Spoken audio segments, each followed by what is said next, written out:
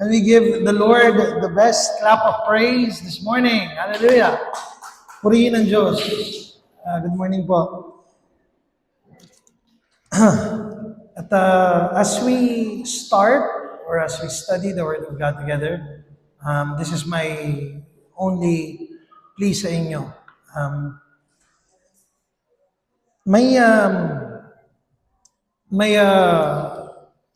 May isang nag-message sa ating page nung, I believe it was around August. And ang nakalagay doon is, hindi niyo po kami kilala pero we've been listening to the sermons online. And taga San Fernando po sila. And kung nanonood kayo, and they want to study the Word of God more because of what we're doing. So kung mapapansin niyo po sa mga bago, sa ngayon na nakadalo, mapapansin niyo po, merong maikling time for singing, and there's a time for the creeds and catechism. Pero yung bulk ng time po natin, we're opening the Bible and studying the Bible. And simply put, we want to study the Word of God together. Not because we are not prone or we are not tempted by Satan, or we're not weak because of sin. Hindi yun eh. Ang ating pag-aaral is because we want to know God. And the knowledge of the Holy, the knowledge of the Lord, may binabago sa ating puso, sa ating isipan. So today, as we study the Word of God together, I want us to open the Word and I want you to look at the Word kasi yun ang mahalaga eh. Ang mahalaga is that you're seeing what I'm saying na naka-base doon sa salita ng Diyos. Kahit mahirap, at alam ko po ito, alam niyo ito, kahit mahirap, dapat maghari ang salita ng Diyos. Dapat. Hindi siya, at laban ito sa ating lahat. But the Word of God must win in our hearts. At kung handa na po tayo, I hope we're ready. Can we say amen? This is the question I have for you this morning before we start. Kung meron tayong pamilya that are doing dangerous things, friends, what do we do? If we have friends and family that are doing dangerous things, what do we do?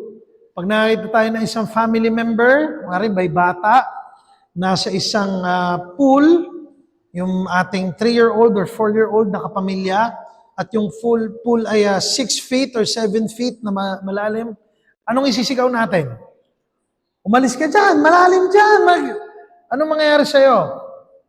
Pag nakakita tayo ng isang kapamilya natin or isang kaibigan natin na nalululong sa sugal, ang una natin gagawin, kakausapin natin siya and we want you to stop.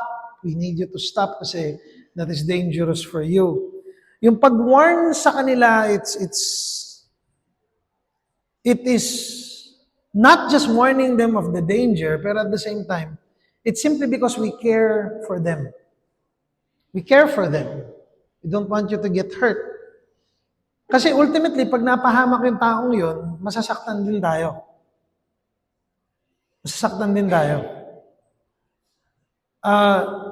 It's the same thing. Pag may nagtagumpay dito sa church, for example, meron tayong isang couple na pinagpray, ilang taon sila nagpray para magkaanak, and then nagkaroon ng anak, we celebrate it. Pag merong couple or pag merong isang tao sa church na nag-fall into sin, we grieve. Masakit. Why?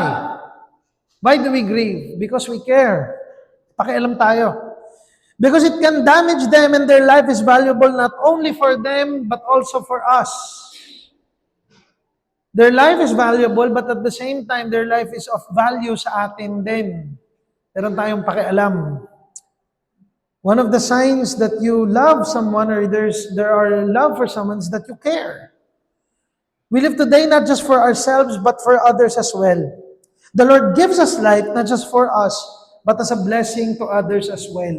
At dito natin natagpuan yung ating sarili kay Paul. In Philippians 1 verse 19 to 20, Philippians verse 1 to 20 to 26, binabanggit dito ni Paul, nanggaling siya mula sa verse na, "For me to live is Christ, and to die is gain." Yung kinanta natin kanina, ang artist na yan, I believe si Charity Gale, kinakanta niya yun na, "For me to live is Christ." Kasi totoo yun eh. At dito, in-expound ni Paul yung ibig niyang sabihin sa verse 21. Paniliwanag niya, ang konteksto nito, nakakulong si Pablo sa chains, and Paul was talking to them. Ang inevitable death po ni Paul ay binato siya hanggang mamatay sa Rome. Yun po yung kamatayan ni Pablo. And during this time, mga kapatid, naudlot pa yung kamatayan niya dito. Nakapag-preach pa siya, nakapag-ministry pa siya. Actually, nakabisita pa ulit siya sa Philippians. Pero ito po dito, nagsusulat si Paul dun sa verse 22, at dito, sigurado na siya. Sinabi niya, "If I continue in the flesh, there will be much fruit for you." May surety sa tono ni Paul. Sigurado siyang magkakaroon ng prutas ang kanyang ministry na gagawin. And dito tayo magsisimula at mag-aaral doon sa siguridad ni Paul sa gagawin ng Diyos sa kanyang buhay. Nawa, mapagpala tayo. Let's just pray for the sermon real quick. Panginoong Hesus, maraming salamat. We pray that you would open our eyes to the truth of your word. We love you, Lord. In Jesus' name we pray. Amen and amen. Purihin po ang Diyos. The Lord is accomplishing His work through Paul. Because the Lord is working, success was sure. Because His will is sure. We can trust God because He will not fail. Ito yung nangyayari kay Paul during this time sa Philippians. Ako hingi ng tawad sa inyo. Napansin ko, wala nga palang slide. So, dapat tumingin ako sa... Nasanay kasi ako may slide. So, ito. Doon po sa verse 22, sinabi po doon ni Paul, as we're studying, "If I am to live in the flesh, that means fruitful labor for me, yet which I shall choose, I cannot tell." Bakit po sinasabi ni Paul to? Sinasabi una ni Paul na sigurado ang kanyang tagumpay.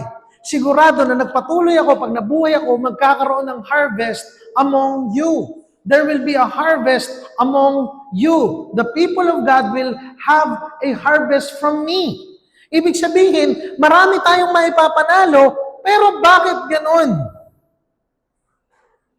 Bakit ganon yung tono ni Paul? Kasi sure Church, the Lord is sure to accomplish His work. We can be confident not on what we can do, but on what He can do. Gusto ko muna magsimula doon. Tulad ni Pablo, tayo po makakakita ng tagumpay, hindi dahil tayo ay sigurado, kundi dahil siya ang tumatrabaho. Ngayon mga kapatid, yung tagumpay na yun, it does not mean pragmatism. What is pragmatism? Dadami yung pera, dadami yung tao, at all of that. Maaaring ang tagumpay ng Diyos ay kabiguan natin. Hindi yata ako nadinig, sabihin ko ulit. Maaaring ang tagumpay ng Diyos, kabiguan natin. Maaaring nagtagumpay ang Diyos dahil tayo ay napahiya, dahil tayo ay bumagsak, dahil tayo ay nabigo. At yun ang tagumpay ni Kristo.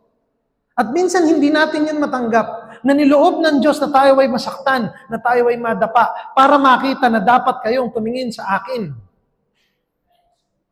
We must not forget, pag sinabi kong success, I am not talking about pragmatics. I'm not talking about madadami ang tao, dadami ang pera, dadami tayo dito, hihipiporay. Hindi yun ang sinasabi ko.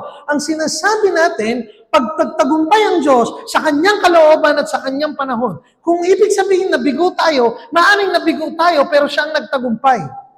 Siyang nabigyan ng papuri, parangal, at kung tayo po ay na-expose, at kung tayo po ay pinakita, siyang makikitang malakas. Kaya pala nagpatuloy ang church, kaya pala nagpatuloy tayo, hindi dahil tayo ay malakas, kundi dahil mayaman ang habag ng Panginoon.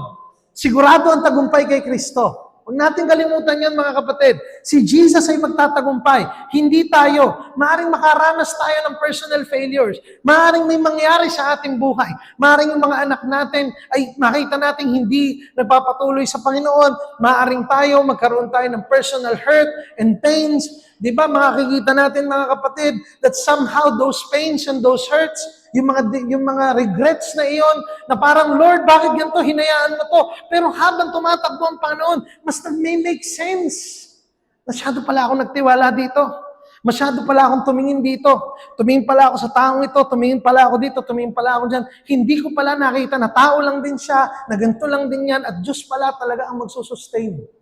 I am not saying to demonize people. That's not what I'm saying. I'm saying is that our failure can lead people closer to Jesus na hindi natin nakikita. Nawa, mga kapatid, ang ating mga sugat, ang ating pighati ay lalong ilapit ang maraming tao patungo kay Kristo. Sana naiintindihan natin yan. That our lives come closer to Jesus, not only when we win, but also when we lose. Anong nawala sa inyong buhay na mas kumapit kayo sa Panginoon? Sa mga gabing kayo lumuluha, na lalo kayong lumapit sa panalangin kay Kristo. Purihin ng Diyos for our broken hearts that can only come to Jesus. Kasi may mga matututunan lang tayo sa dilim ng buhay. Hindi lagi sa liwanag. Brothers and sisters, ito yung kay Paul. Sabi niya, ay Paul, sure ako sa tagumpay. Pero hindi ko mapili. I cannot choose. Sabi ni Paul sa verse 22. Sabi niya, which shall I choose? I am hard-pressed between the two. Ay, yung hard-pressed po. Alam niyo po yung kasabihan na nag-uumpugan sa dalawang bato. Alam niyo po yung kasabihan na yun. Yun yung hard-pressed. Parang ano bang pipiliin ko dito? Ngayon, nagtataka ako, Paul, magtatagumpay ka sa ministry. Sino bang hindi nangarap ng malaking church? Kung pastor ka? Alam niyo po ba, ang sarap-sarap sa pakiramdam pag ilang libo yung nakikinig sa inyo. Naalala ko po dati sa dati na aming church, kinul ako sa Zambales, nagkaroon ng theology summit. Nagsalita po ako sa harap ng 1,000 plus na mga tao from all over that region. Ay, damang-dama ko yung yabang. Meron po kami 15 declaration of faith. Hinimay ko po yun. Maghapon ako po nagsalita. Gusto ko ganito rin kalaki church ko. Yabang. Feel na feel mo eh. And somehow, hindi naman po maliit tong crowd natin. I'm speaking to you. Mamaya may evening service. I will speak. And I will tell you the truth. It will come to your head sometimes. The danger of a growing church. Kapon, nakatch ko po yun agad eh. Naramdaman ko po yun sa Orani eh. May thought na pumasok sa isip ko na, tignan mo nga, nang tumayo ako lumago. Totoo yun. Natakot ako bigla. Nagmumotor pa ako mag-isa nun. Uwi. Gano'n kami nila Marge, kwentuhan ng unti, follow up ng unti, Sister May pumasok, babay na ako. Okay Ron, bukas na lang, see you tomorrow. Ayan, drive. At out of nowhere, biglang may thought na pumasok. Tignan mo nga. Nag-preach ako lumago. Yabang, no? Natakot ako bigla. Napapreno po ako eh. Ito na naman tayo. Ayoko na. Nag-pray po ako, umuwi po ako. At nandun lang po ako sa bahay at nagdadasal po ako. Biglang pumunta si Jeff. Pumunta si Johnson, nandun. Sabi ko, ito na naman tayo kako. Yung trap ng arrogance. Ito na naman. Kailan ba ito mamamatay? Ang sabi ni John Owens, put to death the flesh. Mortify. Kaya kinukumpisal ko sa inyo eh. Kailangan matanggal yun eh. Kasi ang sarap sa laman.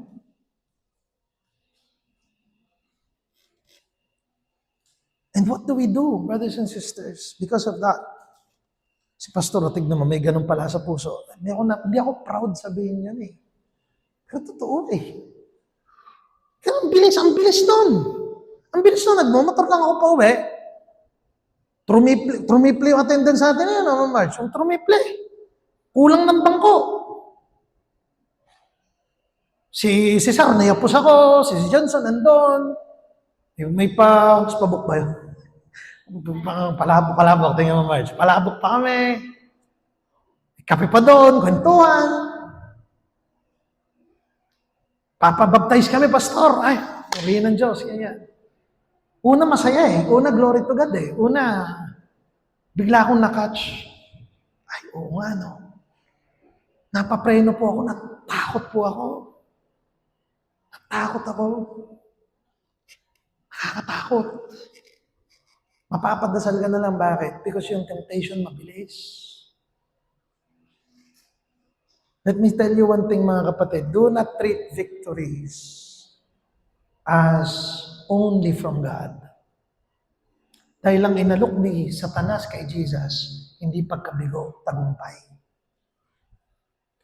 Ulitin ko. Huwag niyong tratuhin ang tagumpay na lahat galing sa Diyos. Dahil ang temptation ni Satanas kay Jesus, pag sinamba mo ako, ibibigay ko sa iyo ito. Hindi tayo itetempt ng kaaway sa madilim na kabiguan, pighati, at sakit. Pero doon sa madidilim na parte na yon, doon natin makikita ang Diyos. Kayong matakot doon, mga kapatid. Purihin ang Panginoon dito. Pero ngunit sinabi ni Paul, hirapan na akong mamili. Isipin nyo, nakakulong ka na. Sigurado kang magbubunga ang ministry mo, and yet, sabi ni Paul, I am hard-pressed. Kasi bakit daw? My desire is to depart and to be with Christ, for that is far better. Saan ang gagaling si Paul? A Christian's desire is for Christ. Pagkatapos po ng sermon na ito, yung iba po sa inyo, maaaring makikinig pa sa podcast. Bitin! Yung Sunday worship. Maaaring after natin umawit dito, aawit pa kayo sa tahanan. Magbubukas pa kayo ng libro. Magpe-pray pa kayo ng Lunes. Bakit? Kasi ang desire nyo, si Christ. Alam nyo, sa mundong to, hindi mamimit yon. Hindi ma-fully satisfied yon. Lagi kayong maghanap ng more of the sermons, more of the songs, more of Jesus. Dahil bandang huli, fully marirealize lamang yan sa langit. It will only be fully realized sa langit. Pagkaharap na natin si Jesus, naintindihan ni Pablo yon. Na yung one, naramdaman nyo na ba yun? Yung may nagturo, tapos na-bless kayo, ang ganda ng kanta, pagkasakay yung sasakyan, ano yung kanta kanina sa church? Kantahin niya, pa-play mo nga dyan, play mo nga, kanta tayo. Ano yung teaching, ano yung sinabi ni pastor? Oo nga, ito yung na-realize ko, ganyan-ganyan. The more na pinaprocess natin yung salita, the more natin siyang gusto. At hindi tayo masatisfy ng mundo. Hindi natin masabing, okay na. More, Lord, more of you. Gusto ko pa, Panginoon, gusto ko pa. Hindi yun fully realize sa makasalanang laman.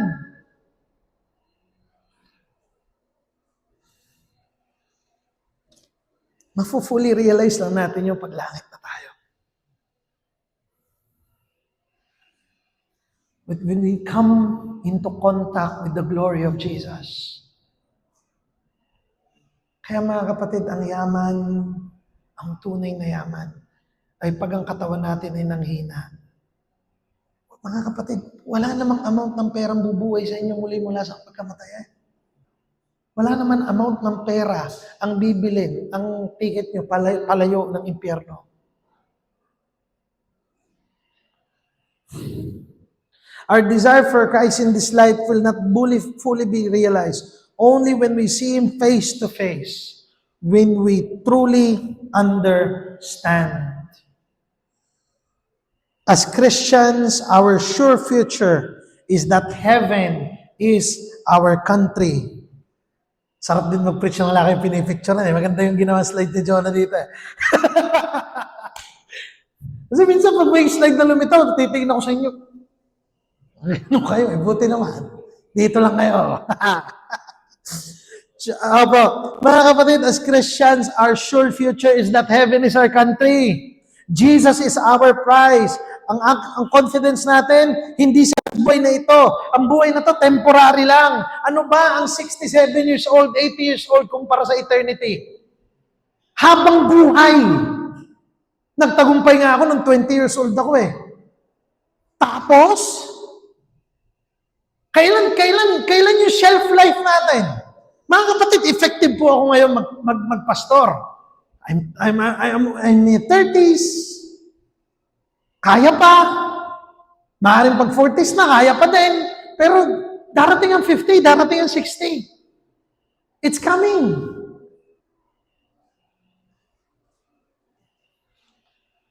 Baka dumating ang araw, sila Elior, sila Teo, madinig ko nagpe-preach. Ang bayan.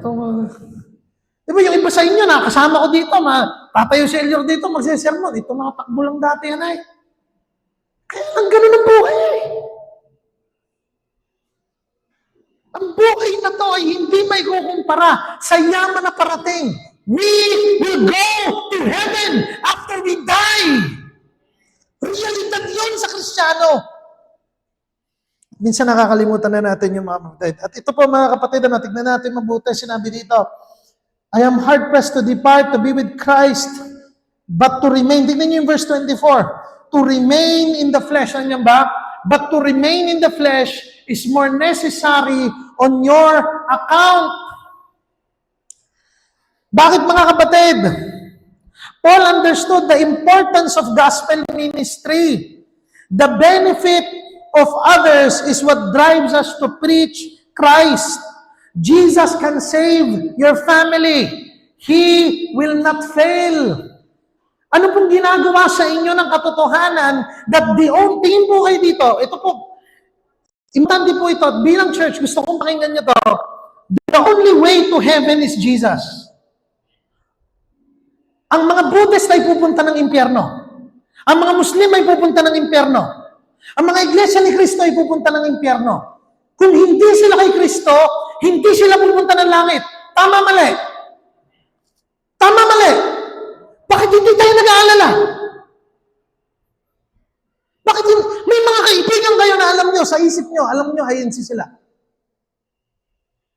At alam nyo, mali ang tinuturo nila. At pupunta sila ng impyerno. Yes, naka-live ako, and yes, diname drop ko, sige. At alam nyo yun. Alam nyo na pupunta lang sila ng langit sa pangalan lang ni Jesus.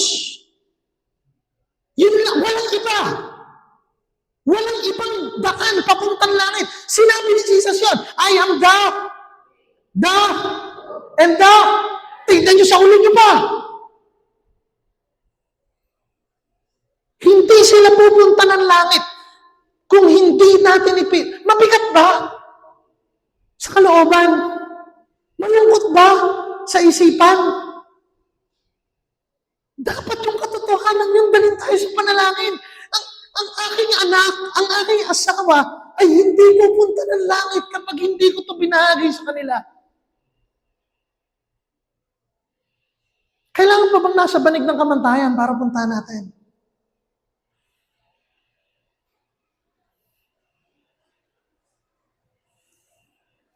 Alam kong hindi ka amen tong sermon natin ngayon. Alam ko. Pero, alam niyo that nag-training kami dito, two weeks ago, nag-training kami. At, may mga times na pag may alam kong kasinungalingan ng binato sa akin, ay totoong sa alam ko sa buhay ko, hindi ko ginawa. Vehemently gusto kong ipagtanggol ang aking sarili. Teka lang, kasinungalingan na yan.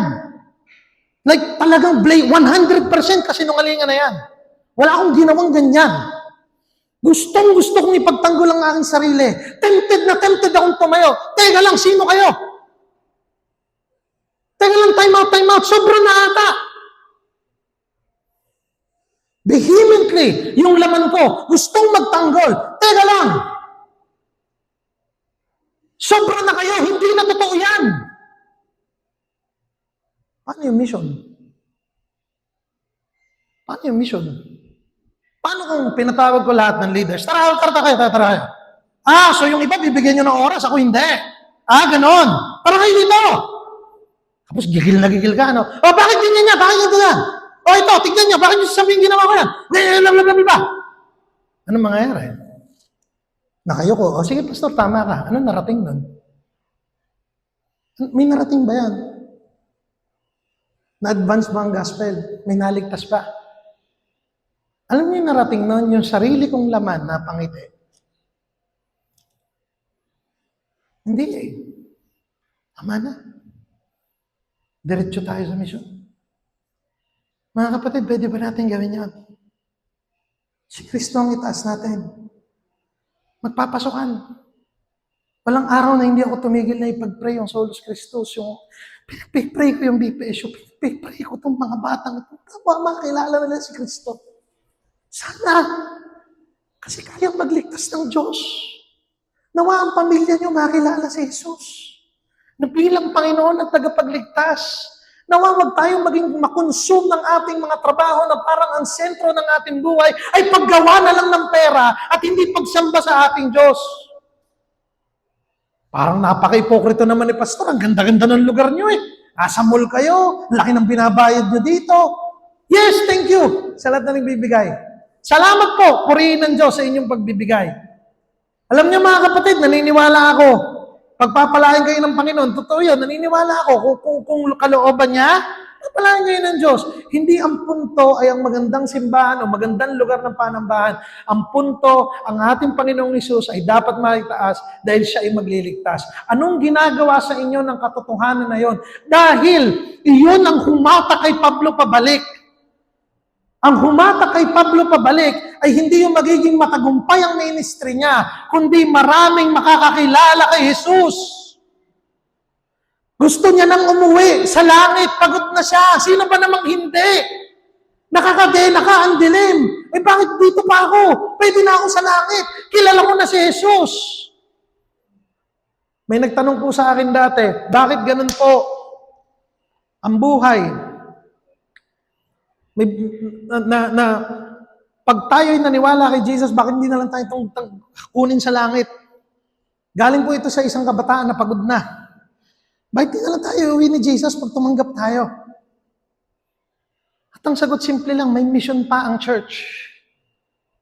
Kaya pag naniwala ka ngayon, kaya nga yung mga matatandang Kristiyano, tignan niyo yung sagot nila, yung sayangin ang buhay niyo. Ipaklaman niyo hanggat bata pa kayo sa Jesus. Tuloy lang para kay Kristo. Proklaman niyo siya. Hindi ko sinasabing hindi totoong mag-i-struggle tayo sa kasalanan. Hindi ko sinasabing hindi dapat yung mga bagay na ito. Ang totoong misyon ng church ay iproklama si Jesus. Sa mga members ng church, kasama ba namin kayo doon? Sa mga Kristiyano, kasama ba namin kayo doon na iproklama ang pangalan ni Jesus? Amen. Totoo siya eh. Walang ibang katotohanan pagdating doon na magliligtas. Brothers and sisters, what's the one thing we cannot do in heaven? What is the one thing? We cannot evangelize anymore. We will never evangelize. Ang evangelism ay ministry lang sa mundo. Wala tayong sisira ng gospel sa langit. Baka mas magaling pa sa atin yung mga nandoon. Pwede bang i-share sa'yo si Jesus? Teka lang ha. Ayan lang sa'yo. The only ministry exclusive on earth is evangelism. Kanta tayo sa langit eh. Isa-celebrate natin yung word sa langit. Magpupuri tayo sa langit. Ang tanging ministry na eksklusibo sa lupang ito ay ipanalo ang mga tao patungo kay Kristo. Kadalasan mga kapatid, pag nasa banig ng karamdaman at marapit na mamatay, bubulungan ako ng mga anak, bubulungan ako ng mga pinsan, Pastor, i-share mo naman si Jesus. Yun ang kanilang pag-alala, yun ang kanilang takot. Kasi bakit sila takot? Kasi naniniwala sila. Si Jesus lang ang daan. Walang iba. What does the truth do to you? Tulad ni Pablo. May mayamang desire si Pablo na umalis. Pero hindi.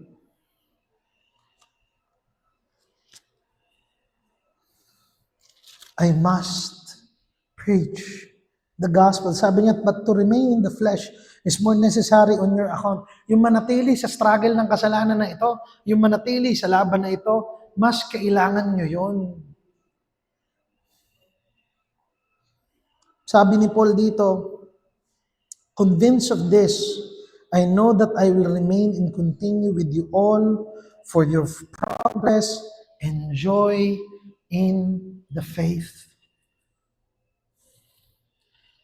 Paul understands that the church rejoices in the fruit of the gospel. Tingnan niyo yung verse 25 na yan, we rejoice when people are saved. When people come back, when people repent, when we rejoice in God's work for God's glory.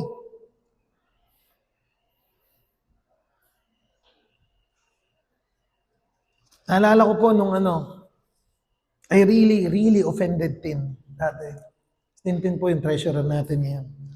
Nakikinig ka, Tin. I really offended her. Something I did.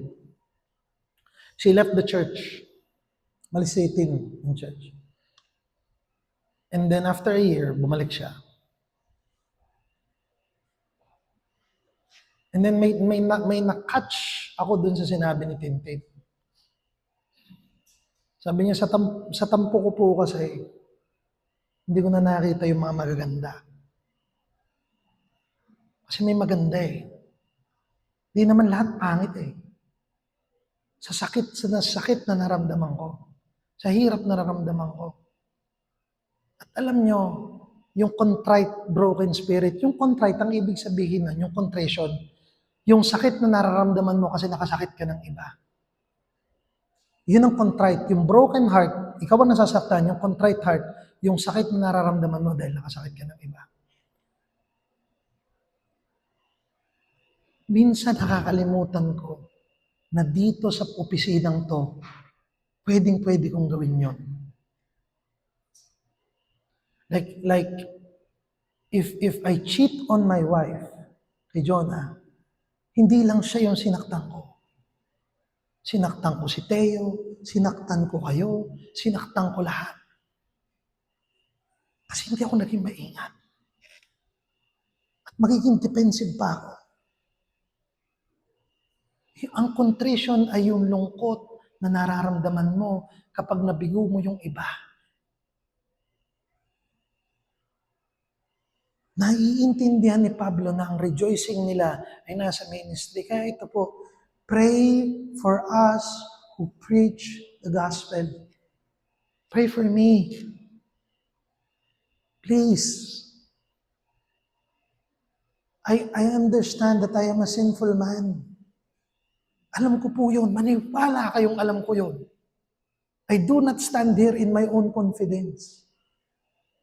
But if you're seeing and you're hearing the word of God, please pray for me. Pray for Pasleo. Pray for Pastor Biner. Pray for Cesar na tatayo for the gospel. Pray for Jo Marie. Pray for those who stand up and proclaim the word of God. Kasi alam namin eh. Alam namin ang sinful flesh. Lord, I am weak. Gusto kong magpatuloy dahil sa aking pagpapatuloy, pwedeng maging dahilan nyo ng inyong pagdiriwang sa Diyos. Tinatanong po namin yung ibang members at nag-message ako, anong pwedeng pag-pray namin sa inyo. Ang isang message, binessage ako ni Maris, yung magiging bagong member sa awan ni Job. Sabi ni Maris sa akin, Pas, ang gusto ko lang, pag-pray mo rin, ang prayer ko din po ay magpatuloy kayo sa health ninyo at magpatuloy kayo na makapaglingkod pa sa church. Please pray for us. More than anything else, pray for us. Pray for strength over sin, yung puso na gusto mag-repent, kailangan self-correction, hindi na kailangan sitahin, nalaman na namin na mali ito. Yung kagabi, yung sinasabi ko sa inyo na may nakatch ako na parang temptation na ibalik sa akin ng glory. Naniniwala ako bunga din yun ng panalangin sa akin ng church eh. Pray for us that we continue for the glory of God. Mula po nung nagsimula ako up until now, marami na po ako nasaktan. Hindi po ako proud doon. Yung iba napatawad ako. Yung iba hindi na ako kinausap. Yung iba, nandun lahat eh. But one thing will remain. Haharap ako sa Diyos at alam ko yung mga sins ko nandoon, yung failures ko nandoon, at ang kakapitan ko lang harap-abang ni Kristo. I am here because the church has called me. We are here because the church has called us. Mga kapatid, isa lang ang ganap natin gawin. Magpatuloy at iproklama ang pangalan ni Jesus. Ito ang sinabi na, so that in me, sabi niya sa verse 26, tignan nyo, so that in me, you may have ample cause to glory in Christ Jesus. Ibig niyang sabihin, naiintindihan ni Paul na yung buhay ko bilang elder, bilang preacher, magiging dahilan niyo din para magdiwang. I understand, mga kapatid, yung role namin ng mga tinatawag yung pastor, naiintindihan namin yun at mabigat na panawagan yun. Hindi siya biro. Lumaki po ako na yung tatay ko, pastor. Kaya pag pastor, may paggalang ako. Ganun pag anak ng pastor na ginagalang mo agad siya eh. Automatic yun eh.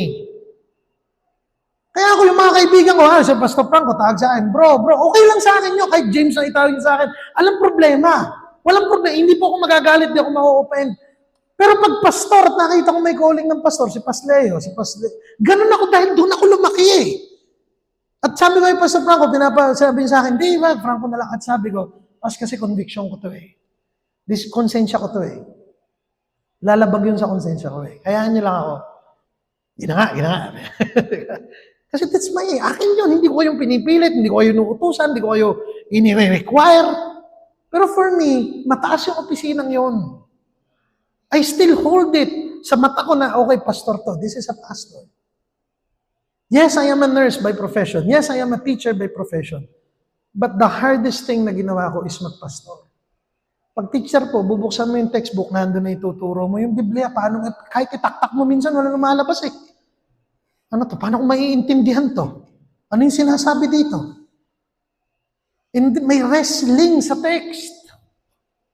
Hindi ka lang naman nagsaka ulo ng verse at ituturo eh. Paano natin i-apply ito? Ano yung konteksto ng church? Ano yung ganito at ganyan?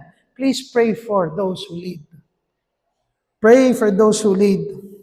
Brothers and sisters, ito ang pinakita sa atin ni Jesus. Jesus is greater than ministry success. Jesus is greater than pastors and leaders. But at the same time, we rejoice with what God is doing in each other's lives. Jesus is working in us today until we meet Him face to face. Amen po. Until we meet Him face to face. Jesus is working in you. Pag tinanong ko po kayo, ano yung tinatrabaho ni Jesus sa puso nyo? Bitterness, anger. Ano yung tinatrabaho? Jesus is working in you. It could be forgiveness. It could be healing. It could be doubt. Ano yung tinatrabaho ng Diyos sa puso ninyo? Kakulangan bilang magulang? Mga kasalanan ko noon na naaalala ko ngayon? Ano yung tinatrabaho ng Diyos sa puso ninyo? Mga kapatid, sa umagang ito, ganda ng Philippians, ano? Ay, magiging mas maganda pa yan. Intro pa lang yan. Chapter 1 pa lang to. Read. Pray. Study. Buksan niyo po. Mamaya po, kung hindi niyo alam kung paano magsisimula magbasa ng Bible, Philippians, naaral natin. Para next week, pag tinuro ko, nabasa ko na yan. A great encouragement for me. Magpapatuloy at mag-aaral tayo ng salita ng Diyos magkakasama. Let us rejoice in what Christ has done. Palakpakan po natin ang Diyos ng Word.